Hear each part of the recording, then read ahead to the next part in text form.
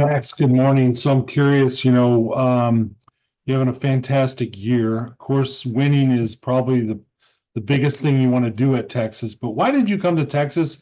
And throughout the rest of this year, what do you hope or what are you working on that when you leave here, you want people to remember as your biggest impact to the Texas program?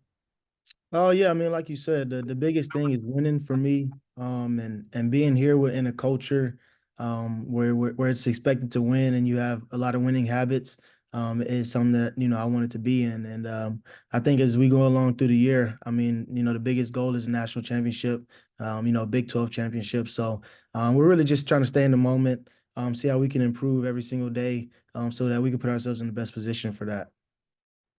Eric Henry, please. Max, a lot's been made of, you come from Oral Roberts and the adjustment to the Big 12. Just on a personal level, as a guy who was under recruited and spent time in the mid-major, what have you enjoyed most about playing the Big 12 and being on the biggest stage in college basketball? Yeah, I mean, being at a school like Texas, all eyes are on you. And so, everybody's watching. And so that puts, a lot of work on us, a lot of stuff on us for us to get better every single day. So that, when we're on the national stage, we could always put our best foot forward. And just being a school like Texas, you're going to get the best shot out of everybody. And so just making sure that, we prepare day in, day out, so that we're always ready for those opportunities. Any follow-up, Eric? No.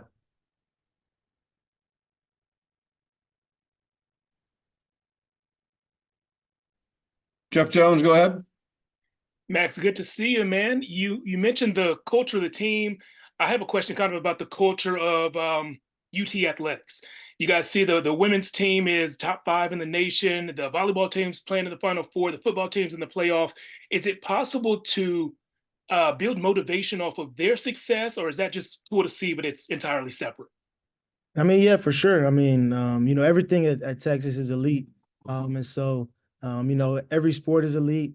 Every sport is trying to win championships. And so, volleyball's one, football's one, and then, soccer's one as well. And so, for us, we want to win the Big 12 championship as well. And so, looking at the success that they have and kind of just looking at little pieces to pull towards our team so that that might help us win.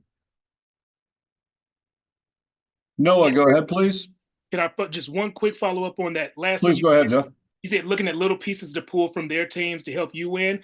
Is there something that you have been able to pull from watching another program and incorporate into your mindset or your play on the court? I mean, I think, for example, like the football team, big play against TCU, when Jay Witt, after the interception, he got back and got a fumble. So just little things like that, how the team stay together, fighting through adversity, and what they're able to achieve. Noah, go ahead. Please reminder to use the raise hand function if you have a question. Noah? Hey, Max, you guys, it's kind of getting in a rhythm of like a 1 game a week schedule here in December. So I assume practice is a lot more frequent. Anybody kind of standing out in their work ethic and practice, whether it's a younger guy like, Pryor or a veteran like Brock, anybody kind of standing out to you in these practices? I mean, everybody's really just focused on getting better. I mean, like you said, I mean, DP's been great for us. His athleticism, his ability to score the ball as well. He's been great for us, kind of giving us different looks. And then, I mean, really just watching the film and seeing the areas that we really need to improve on. And like you said, a game a week. So practices are a little longer, and we can focus on the things we need to get better at. Back to Terry Middleton, please. Max, so I'm curious, you have a Bachelor of Science degree in math. Is there any part of the analytics that you get privy to that you geek out on that you really look at from a basketball standpoint that we don't get to see, only you get to see it? What's your favorite data points that you get to evaluate on? I mean, I think one of the biggest kind of analytic thing is everybody looks like points per possession. So kind of anything over 1 point per possession is pretty good, and anything below is pretty bad. So that's your favorite. That's what you hone in on. Yeah, that's something that I definitely look at. I mean, when you kind of look at percentages of different shots, what's effective, as a team as well as individually. All right. Thanks. Hey, Coach, good afternoon. asked Max the same thing. I know you guys are kind of in this rhythm of one game a week for the rest of December, so more practices. Max said it's longer practices. Anybody that's standing out to you in these more practices, and just kind of the benefit of having maybe less games in a time where you guys are still developing? Well, I think a lot of teams and ourselves included, as you wind through finals and, finish up, your academic side of things, you have more time with basketball right now. And we've definitely had a chance to work on some things over the course of the body of work that we have to this point right now, 9 games in. Areas we really need to try to improve. We've tried to really work hard on over the last couple of days. And, I think we've seen some improvement. We've seen guys trying to really fix some of the areas we need to continue to get better with. And I think collectively as a group, I think our guys have really practiced hard the last couple of days. We had a chance to take off yesterday after 2 really physical, maybe our more physical practices that we've had all year long, Monday, Tuesday, and followed that up again this morning with a really good practice as well. So again, you just try to go back to the drawing board and get better at some of the things you need to get better at, and continue to push guys to be the best version of themselves on offense and defense. Eric Henry, please. RT, just want to ask you about Dylan a little bit. The other day he mentioned, really honing on his calling card, being defense and rebounding. And when you have a guy who's such a high profile recruit, a 5-star guy like that, how rare is it in your experience that you find a guy who is that self-aware and mature in his approach to the game and understanding that that's what's best to help his team, not only this year, but for his future success at the NBA level? That's a great question, Eric. I tell you what, the one comp I've always comes back to him with, and he did it in 8 months here, and was, highly thought of too, coming in, top 10 player, his entire prep career, and came here, and all we asked him to do was run the floor really hard, rebound at a high clip, and be an elite defender. And it's made him over $100 million. And that was Tristan Thompson. He's a lottery pick. He was number 4 pick in the draft. And, it's that's what Dylan has really tried to buy into, the best version of himself, and, for his future and where he's going to be able to do. They're going to continue to work on their skill set at the next level once they're there. Tristan's continued to do that. But his calling card has never changed from the time that he left college. It was elite defender, some rim protection, great defender, rebound his position. It's made him over $100 million. Jeff Jones, please. I'd love to hear more about that comparison. Do you tell D-Mitch that comparison? Does that motivate him? How do you push his buttons to keep him on that track? Last year, I gave him a comp. I give a lot of old school comps. So my guys a lot of times are like, man, coach, you're old. Who's this guy? Last year, I gave him Bruce Bowen before we have Bruce Bowen working the games right now. And he's like, who's that guy? I even throw up Stacey Augmon. Like, who's Stacey Augmon?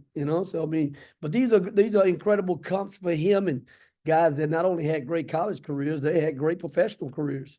Or guys that, again, who he's going to have to try to model himself at the next level. We got a chance when we were in Milwaukee to go over and watch the Bucks play. And there was a young player that was, drafted pretty high in the draft, and he played spot minutes for the Bucks right now on a really good team. And he's a defender. It's what he does. I mean, and he came in the game and he did his job for the few minutes that he needed to do it, and he sat back down. But again, he's on that roster. He's in the league, and that's his role. That's what he does on that team right now. And again, your role may start one way, and it can totally expand over the course of a season, and it can expand over the course of your career. But you try to give them comps, and you also try to put a video together for the guys as well. We had Kevin Durant here the 1 year, and Kevin first few ball games really played straight up and down. Didn't really play out of triple threat great, and didn't play with a really good lean. And Kevin, we showed him at that time. I think we showed him Kobe Bryant playing out of triple threat. And, he went back, he watched the tape, and he started playing with more of a lean and wasn't playing up and down, and guys weren't taking the ball from him anymore. So, again, I think it's just, I always tell guys, you reap what you sow in this game, in any endeavor in life, what you choose to do. What you put into it is what you're going to get out of it. And, we try to give him some comps that he can relate to. We watched today, the Watson kid that played at UCLA. Didn't play a whole lot his freshman year, but went into the draft, and he's paved a way for himself in the NBA right now as a defender. And, we showed about 3 possessions of him right now playing at that level and being an elite defender. Terry Middleton, please. Coach, good afternoon. So we just got done talking to Max. And I'm left wondering, he's obviously playing fantastic. Is there a story that you can share with us about Max that maybe we don't know about him, that how he plays on the court? What's he like out the court? What's a good story from the coach? Oh man, Max is one of those total package guys. He's an elite player on the floor, and he's an incredible kid off the court. He's a smart guy, very likable guy, very personable guy in terms of being able to hold a great conversation. I think early on he was still trying to find his way a little bit with our team and with our group, still fully understanding what we needed him to do. And that was, he's been a marked guy his entire career in terms of being able to score the ball at a high level. And I don't know. I think during one of the games and stuff, he was still trying to find his way a little bit and everything. And I'll, put him over to the side a little bit and say, I want to see that guy. I'm ready for that guy right now. I need that guy to go ahead and come out of the phone booth and go ahead and be that guy. I'm ready for him. I know he's there, and I'm ready for him. I want him right now. And he's been that guy. He always gives you, I got you, coach. I got you. That's fantastic. Can I do a follow-up? With his math background, does he look at basketball analytically, or is he just a player that goes off and gives it everything? It's funny you say that, Terry. He's one of those guys that always hits his numbers. Over the course of his career, over the course of games, he's one of those guys, numbers going to be right where they need to be from a percentage standpoint. Jim Vertuno, please. Hey, Coach, I wanted to get your thoughts on the federal court ruling in terms of player movement with the transfers and the waivers. That would seem to simultaneously open up a lot of freedom of movement for players. Also might create some new opportunities for coaches who want those transfer players, but also raise some renewed questions about the ability of stability of rosters. Well, I think again the landscape of college athletics over the years has definitely changed, and as coaches, as players, as parents, everyone's really had to try to adapt and adjust. And just like anything in life, there's going to be changes in any industry, and you can't sit back and complain about it, make an excuse about it. You got to adapt and adjust to it. And if those are the rules and those are the terms of the way we have to go about our business, then that's what we have to do. I always think right now, this day and time, you're going year to year roster management anyway, and so with that being said, I think you try to put the best team that you can put together for a year, and you try to really instill in those guys the importance of playing together, playing for one another, playing for what's on the front of your jersey and that's what's on the back of your jersey. And have standards in your program and expectations in your program at a high level. And when the season's done, you thank those guys for giving you everything that they had for that season. And then you go back to the drawing board again and you put another team together. It's what we have to do, so you embrace it. You don't complain or make excuses about it. You just, you adapt and adjust, just like we tell our guys they're going to have to do the rest of their lives. Thanks. Jeff Jones, please. A quick follow-up on the story you told Terry about when you pulled Max to the side and said, I want to see that guy. Do you remember the game or maybe the moment in the game when you did that? You know what? It may have been the Rice game. I think at some point, he may have even picked up a couple fouls. And I think he came out and he may have had, I don't know, he had 18 points in the game or 20 points in the game. And I'm like, that's the guy I'm looking for. That's the guy. That's the guy I recruited. I want to see, and I want to see all the time. Doesn't have to be perfect, but I want some moxie. I want some swag. I want that dude. You know what I mean? That carries himself like that guy. Thank you. Eric Henry, please. Archie, I know it seems like it wouldn't be an availability if we didn't ask this question on Dessou. It was said in the post game following the game against Houston Baptist or Houston Christian that he may be available for LSU. Is that possibly the case? You know what? He worked really hard this week. We've had some really good practices. He's had a chance to finally get a chance to be engaged in practices, physically, still working with his conditioning. We're still just kind of working through it to kind of see how it all works out through the remainder of the week and everything. But to this point right now, he's made good progress in the work we've done this week and stuff. So we'll just kind of have to play it by ear and see how it kind of goes the remainder of the week. Any other questions for Coach? If you want to use the raise hand function, please. All thanks for your time. Coach, thank you. Thank you, guys. Appreciate you. Coach, thanks. Thank you.